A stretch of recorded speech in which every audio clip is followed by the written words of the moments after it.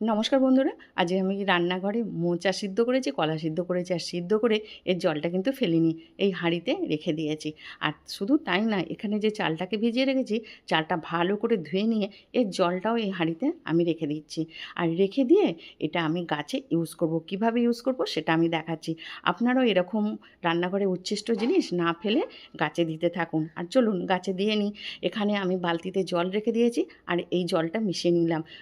Total 20 litre মতো আমার লিকুইডটা হয়ে গেল। আর এটা ভালো করে গুলিয়ে নিচ্ছি, গুলিয়ে নিয়ে প্রত্যেকটা গাছে দিতে থাকবো।